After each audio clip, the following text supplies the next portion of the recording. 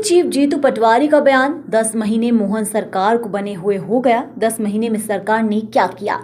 शिवराज केंद्र सरकार में मंत्री बने, मैं पिछले 5 हफ्ते से उनका समय मांग रहा हूं। बीजेपी किसान हित की बात करती है, मगर सबसे ज्यादा सरकार ही किसानों को शोषित करने का काम कर रही है। लेकिन किसान के बेटे में जो दर्द उन तक पहुंचाना चाहता हूं, सकारात्मक सुझाव में शिवराज को देना चाहता हूं। आज सिंगरौली में 6 साल की बेटी के साथ बलात्कार हुआ। हमने 20 दिनों तक बेटी बचाओ अभियान चलाया। ये बात हमारी नहीं, समाज की है। कलयुग का महापाप सरकार कर रही है। बीजेपी की सरकार बेटियों की सुरक्षा की बात नहीं करती, बल्कि बलात्कार से जो बच्चे पैदा हो उनका दायित्व निभाने की बात करती है। 10 माह की सरकार से हमारे 10 सवाल हैं। 10 महीनों में बहनों को 3,000 रुपए क्यों नहीं दिए गए? किसानों को 3,100 धान और 2,700 गेहूं का वादा क्यों पूरा नहीं किया गया? युवाओं को रोजगार देने की जगह नशे की लत लग गई है। किसानों को खाद की कमी है, कब निभाएंगे? SC/ST बैकलॉग के पदों पर भर्ती क्यों नहीं हुई? 33 योजनाएं बंद क्यों की? बेटी बचाओ अभियान हम चला रहे पर बीजेपी मौन क्यों है? महिला अपराध रोकने के लिए क्या किया? पंचायतों के अधिकारों में क्यों कटौती हो रही है? अतिथि विद्वानों और शिक्षकों का क्या हुआ? उनको नियमिति कब होगी? आदिवासी SC/ST अत्याचार में MP अव्वल क्यों है? सरकार माफिया राज को बढ़ाने का काम कर रही है। आप मुख्यमंत्री हैं प्रदेश के, आप बीजेपी के मुख्यमंत्री नहीं हैं। आपने जनता का वोट मिला था शिवराज जी के नाम पे। आपको मोदी जी ने मुख्यमंत्री बनाया, जनता ने नहीं बनाया।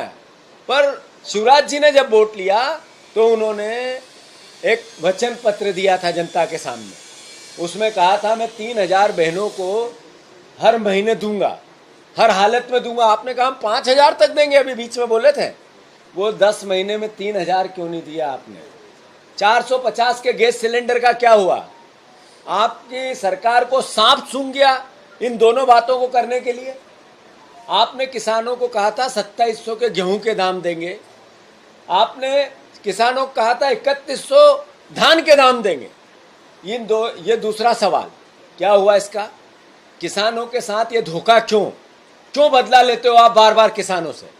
6,000 रुपए के किसानों के सोयाबीन के दाम की बात हुई थी, आपने कहा हम MSP पे खरीदेंगे।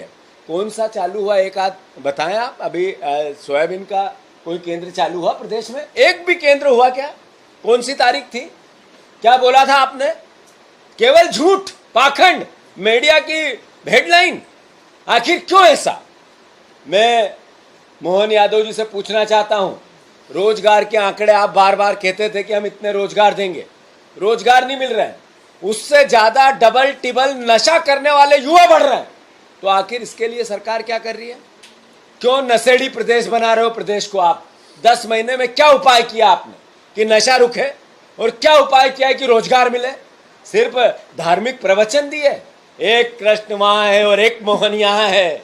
भगवान से आपकी तुलना करते हो आप? आपको शर्म नहीं आती? अब मोहन यादव जी, चौथा सवाल, प्रदेश में खाद की कमी है, खाद नहीं दे पाए। यूक्रेन का युद्ध उसके लिए जिम्मेदार। देश में यूक्रेन की परेशानी नहीं है खाद में, मध्य प्रदेश में यूक्रेन के युद्ध से परेशानी है। पापा जब युद्ध रुकवा सकते हैं तो खाद भी नहीं मंगवा सकते? कैसा प्रदेश है ये? आखिर किसान को खाद नहीं है, उसकी फसल का दाम नहीं है, उससे किए हुए वादे नहीं है, तो कब निभाओगे? मोहन भैया, 5वां सवाल, ST/SC के बैकलॉग के पदों का क्या हुआ?